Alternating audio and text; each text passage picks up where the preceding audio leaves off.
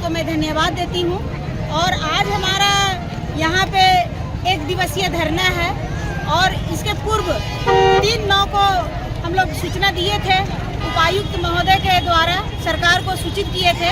हमारे बहुत सारी मांग है जो मांग को पूरा करने के लिए, लेकिन 9 तारीख बीत जाने के उपरांत हमारी मांग पूरा नहीं हुआ, तो आज हम लोग बाध्य होकर 1 दिवसीय धरना कर रहे हैं। और अगर आज हमारी बात को सरकार तक जाएगी और नहीं मानेगी, फिर हम अल्टीमेटम दिए हैं सरकार को कि 20 तारीख तक अगर नहीं पूरा किया जाता है तो हम लोग बाध्य होकर अनिश्चितकालीन हड़ताल पे 21 तारीख से चले जाएंगे।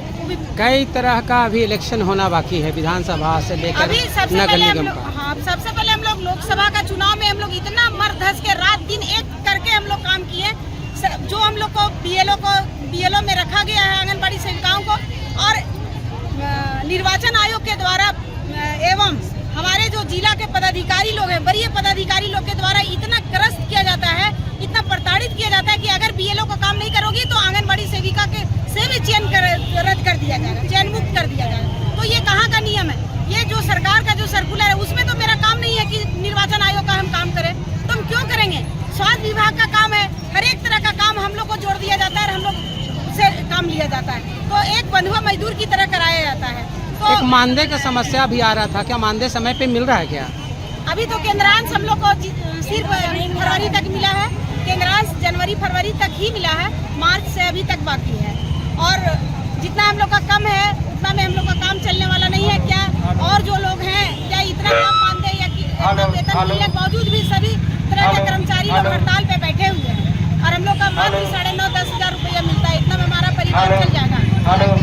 क्या परिचय हुआ? कुमारी जिला अध्यक्ष। तो उसके लिए भी हम लोग सरकार से मांग कर रहे हैं कि जो भी सेविका रिटायर करती है तो कम से कम 1 लाख सेविका को 50,000 सहायता को देने का कृपा करें। कृपया ही बोल रहे हैं, उनको रिक्वेस्ट कर रहे हैं कि हम लोग को दे, वो हम लोग को काम को देखते हुए, हम लोग का समय को देखते हुए वो इतना हम लोग को करें।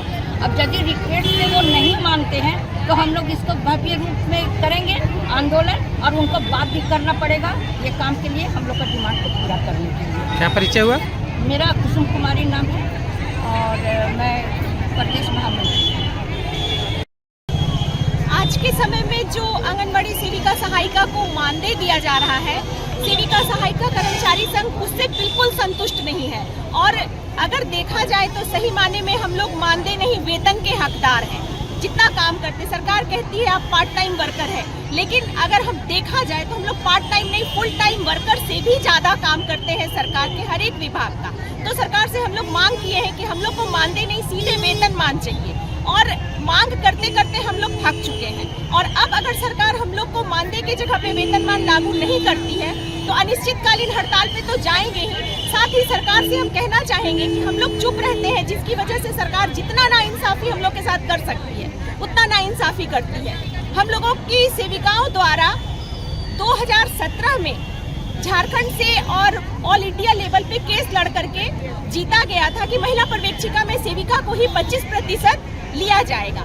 लेकिन अभी जब सरकार बहाली निकाली है तो इसमें सरकार क्या की, सेविका से कुछ भी पद रिक्त नहीं रखी और वो सारी बहाली बाहर से निकाल दी। इसका हम लोग पुरजोर विरोध करते हैं। और वर्तमान में केंद्र सरकार 25 को 50% कर चुका है सेविका से महिला पर्यवेक्षिका में प्रमोशन के लिए, लेकिन झारखंड सरकार उसको नहीं मानी है।